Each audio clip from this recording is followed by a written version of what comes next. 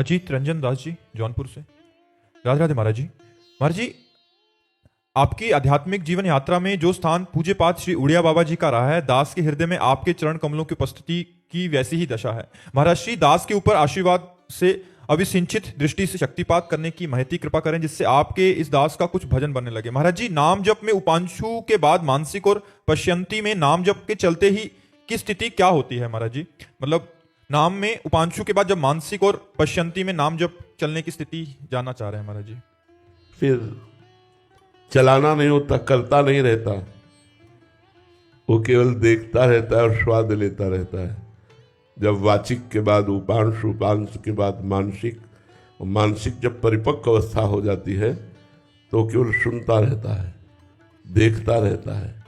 सामने रूप होता है, अंदर मंत्र ध्वनि होती है, हृदय आनंद से लबालब भरा होता है। सुने न काहू की कही, कहे न अपनी बात, नारायण वा रूप में मगन रहे दिन रात। ना काहू सो बोलिबो, ना कोई व्यवहार, अपनी कुंवर किशोरी को जियत निहार निहार। बस उस अंतर व्यथा को कैसे बताएं? जिस समय अव्यावृत भजन प्रारंभ होगा, अखंड चिंतन प्रारंभ होगा, समय सब सूना सूना सा हो जाता है। कोई उत्साह नहीं रह जाता, जागतिक उदासीनता बढ़ती चली जाती है, अंतर्मुखता बढ़ती चली जाती है। खान पान विषयक संबंधी, शरीर संबंधी, रिश्ते नाते संबंधी जितना भी राग हो सब भस्म हो जाता है।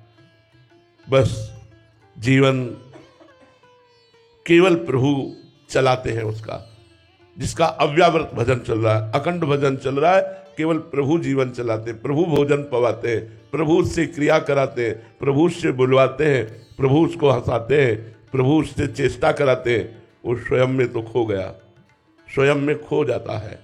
ऐसी मानसिक भजन की स्थिति जब वही मंत्र जब रूप धारण करता है, ऐसा सौंदर्य है प्रभु का, ऐसा सौंदर्य है प्रियाजू का कि मोक्ष सुख भी तुच्छीकृत लगता है। उस सुख में उपासक जो निमग्न हो जाता है, ये काम क्रोध लोभ मोह मद मत्सर नाना प्रकार की भोग वासनाएं, ये तो बहुत पहले ही नष्ट हो जाती हैं। मानसिक बिना विक्षेप रहित निरंतर चलने के पहले ही ये नष्ट हो जाती हैं। जब मानसिक चलने लगता है तो भगवदाकार वृत्ति होती है। निरंतर मानसिक भजन चल रहा है, वो मम भक्ति तो भुवनम पुनातु, वो लोक के लोक को पावन करने की सामर्थ्य रखता है। बस वो होता नहीं है, होता प्रभु है केवल हृदय में। मैं खो जाता है तभी निरंतर चलता है। जब तक मैं होता है तो कोई संकल्प विकल्प बना रहता है, संकल्प विकल्प रहता है तो विक्षेप पड़ता है। जब मैं ही खो गया, वो बस अब उस हृदय की स्थिति जिसका निरंतर भजन चलता है वो वही समझ सकता है, जो घंटा दो घंटा कम से कम निरंतर तालाए, घंटा दो घंटा में निरंतर तालाए तो समझ पाएगा कि जिसका 24 घंटे भजन होता है उसकी स्थिति क्या होगी।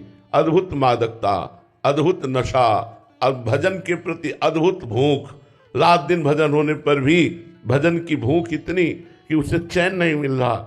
उसे लग रहा है क्या करूं, कैसे करूं, कैसे मेरी भजन की भूख तृप्त हो। भजन की भूख बढ़ जाती है। किसी के विषय में सोचना, किसी के विषय में बोलना, किसी के विषय में सुनना, ये तो बहुत दूर की बात रही।